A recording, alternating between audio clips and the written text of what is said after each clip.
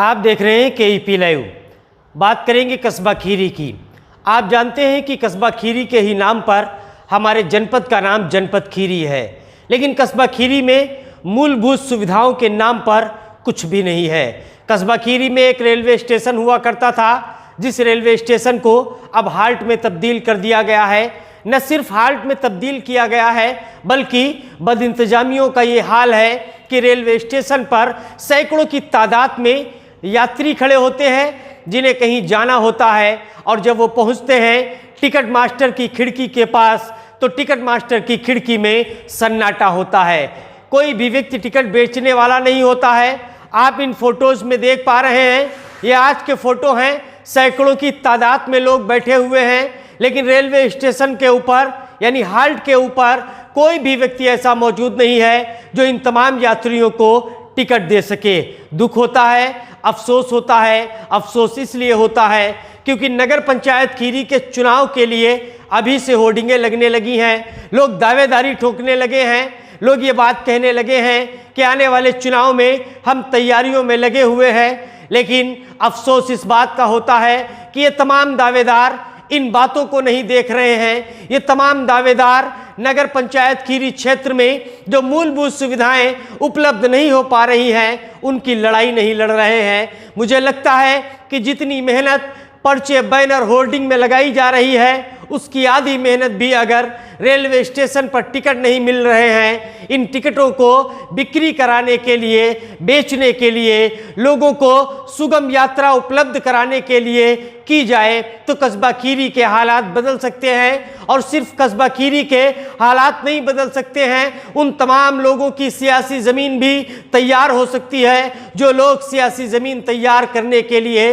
Hoarding का सहारा ले रहे हैं। इस तरह की एक ग्राउंड रिपोर्ट हमने आपको दिखाई थी, जिसमें यह बताया जा रहा था कि टिकट मास्टर नहीं बैठता है, टिकट नहीं मिल पाते हैं। कहीं न कहीं टिकट बांटने वाला व्यक्ति न सिर्फ रेलवे विभाग का घाटा कर रहा है, बल्कि लोगों को अपराध करने के लिए प्रोत्साहित भी कर रहा है। यदि टिकट नहीं मिलेंगे तो लोग बिना टिकट ट्रेन में बैठेंगे, जिसकी वजह से लोग अपराध करेंगे।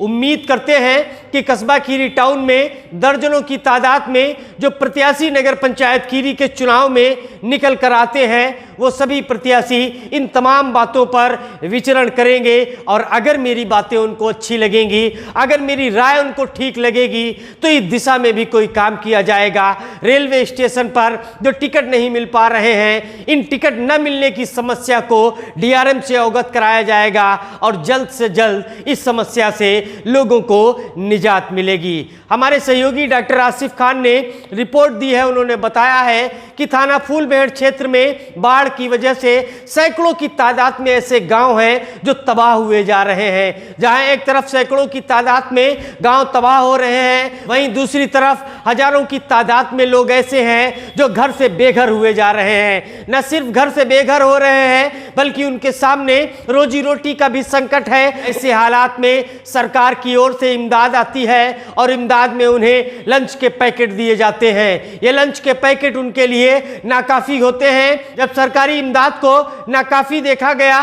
तो कोतवाली फूलबेहड़ के कोतवाल ने और CO धौरारा ने लंच पैकेट बनवाए, और लंच पैकेट लेकर लोगों के बीच पहुंचे। उन लोगों के बीच पहुंचे जो बाढ़ की वजह से दर-बदर भटक रहे हैं, बाढ़ की वजह से बेघर हो चुके हैं, बाढ़ की वजह से जिनके पास खाने पीने का इंतजाम नहीं है। जब ये लोग उनके पास लंच पैकेट लेकर पहुंचे, तो कहीं ना कहीं उनके चेहरों पर खुशी दिखाई दी। आज सावन महीने का पहला सोमवार था। सावन के महीने में कांवड़ यात्रा के माध्यम से भगवान शिव के मंदिर तक भक्त पहुंचते हैं, और पहुंचकर भगवान शिव का जलाभिषेक करते हैं। लेकिन कोविड-19 की महामारी को देखते हुए राज्य सरकार ने कांवड़ यात्रा पर प्रतिबंध लगा दिया है। हालांकि मंदिर में लोगों को जाने की छूट दी गई है। लखीमपुर से सटा हुआ एक भगवान शिव का मंदिर है, जिसे लीलोटीनाथ मंदिर के नाम से जाना जाता है। इस पौराणिक मंदिर में भी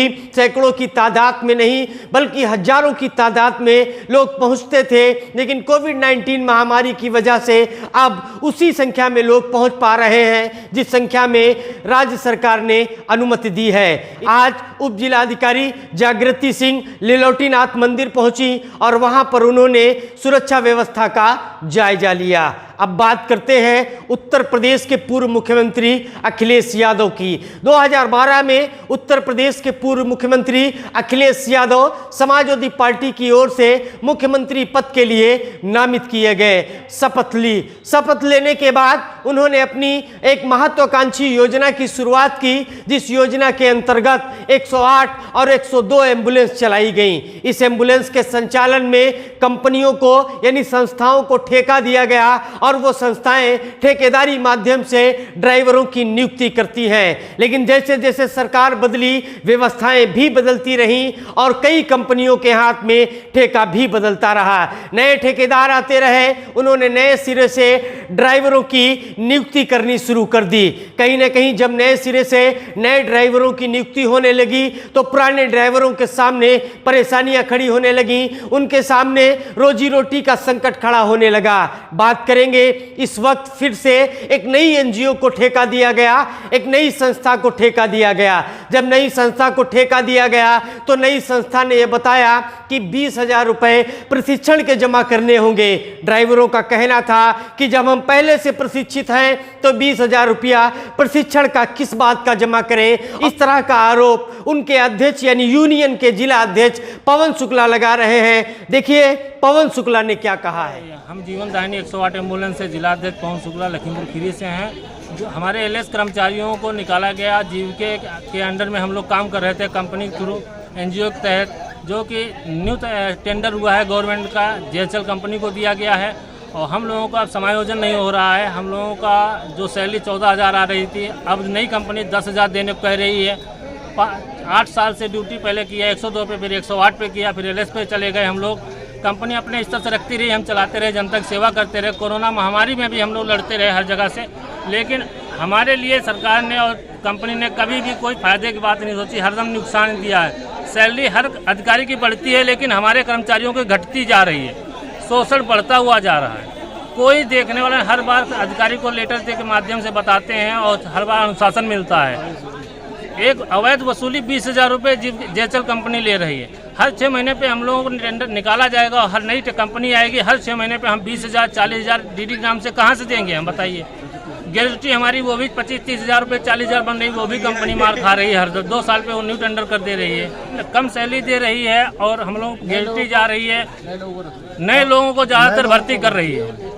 नए लोगों को इसलिए भर्ती कर रही होगी कि वो कम पैसे में काम करने के लिए तैयार हो जाते होंगे। उनसे अवैध वसूली हो रही है। हम लोग वीजा देने के राजी नहीं है। हर 6 महीने पैसा हम कहाँ से देंगे? हम नौकरी करने आए, 8 साल से हम प्रशिक्षित हैं और उन लोगों का कहना है कि न्यू प्रशिक्षण देंगे हम। न्यू प्रशिक्षण वही फिर न्यू प्रशिक्षण सिर्फ पैसा उगाई, धन उगाई, हम लोगों पे शोषण है। ठेका प्रथा मुक्त हो, सिर्फ इस चीज़ के लिए हम आज लड़ाई कर लड़ रहे हैं कि ये सबसे बड़ी एक दीमक की तरीके ठेका प्रथा लग गई है, जिसको हम लोगों का शोषण हो रहा है। और नौकरी की सुरक्षा गारंटी हो। कोरोना काल में हम लोगों ने ड्यूटी किया, 50 लाख बीमा राशि पता नहीं कहाँ चली गई, आज तक नहीं मिली। कई लड़के, सीतापुर में एक लड़का खत्म हो गया, 1 साल हो गया, लखीमपुर में एक लड़का खत्म हो गया, आज भी दौड़ रहे, धक्के खा रहे परिवार वाले।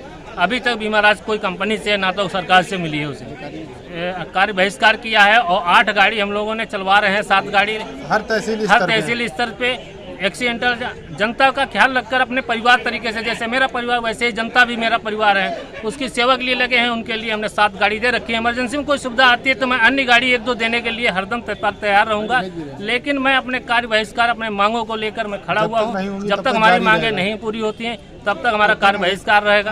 हम कार्य करने के लिए राजी हैं, हमें कोई शौक नहीं यहाँ गाड़ी खड़ी करने के लिए, लेकिन जब मजबूरन हमको झुका जाए, 3 दिन सांकेतिक धरना दिया, कोई सुनने वाला नहीं आया। मजबूरन हमको आज चौथा दिन 26 तारीख हो गई है और इसीलिए हम लोग कार्य बहिष्कार कर दिया हूँ। और जब तक हम लोगों की मांगे पूरी नहीं होती हम लोगों को कार्य बहिष्कार। जैसा कि आपने देखा कि पवन शुक्ला ने बताया कि आज चक्का जाम किया गया है, लेकिन इस चक्के जाम में भी ड्राइवरों ने इस बात का ख्याल रखा है कि लोगों का अहित ना हो। उन्होंने बताया कि इमरजेंसी सुविधा के लिए, एक्सीडेंटल केस के लिए हमने एम्बुलेंस लगा रखी है और उन एम्बुलेंस के माध्यम से जो एक्सीडेंटल केस हैं उनकी सेवा की जा रही है। साथ ही साथ उन्होंने ये भी मांग की कि सरकार ने ऐलान किया था कि कोरोना काल में जो भी ड्राइवर कोरोना की वजह से अपनी जान गंवा देगा उसके परिजनों को 50 लाख रुपए का मुआवजा मिलेगा। वो मुआवजा भी नहीं मिल रहा है। इसके अलावा उन्होंने ये भी बताया कि जब तक एम्बुलेंस कर्मचारियों को नेशनल हेल्थ मिशन के अधीन नहीं किया जाता है, जब तक मिनिमम वेज के 4 घंटे की ओटी यानी लगभग 23,000 रुपया प्रतिवर्ष नहीं दिया जाता है, तब तक इसी तरह से चक्का जाम रहेगा। चक्का जाम होने की वजह से कहीं ना कहीं आज जिस तरह से पूरे प्रदेश में चक्का जाम किया गया है, बीमारों को, वो लोग जो 102 और 108 एम्बुलेंस की सेवाएं लेना चाहते थे, उनके सामने परेशानियां खड़ी हुई हैं। हम उम्मीद करते हैं कि सरकार इनकी मांगों को मानेगी और पुनः जिस तरह से पहले इन तमाम गाड़ियों का 102 और 108 एम्बुलेंस का संचालन हो रहा था, ये सभी लोग उसी तरह से जनता की सेवा में मैदान में आएंगे। 102 108 एम्बुलेंस सड़कों पर दिखाई देंगी, लोगों की परेशानियां दूर होंगी। हमारे इस वीडियो को ज़्यादा से ज़्यादा लोगों तक पहुंचाने के लिए शेयर करें, लाइक करें, हमारे चैनल को सब्सक्राइब करें और अपनी कीमती राय कमेंट बॉक्स में देना ना भूलें। बहुत बहुत धन्यवाद।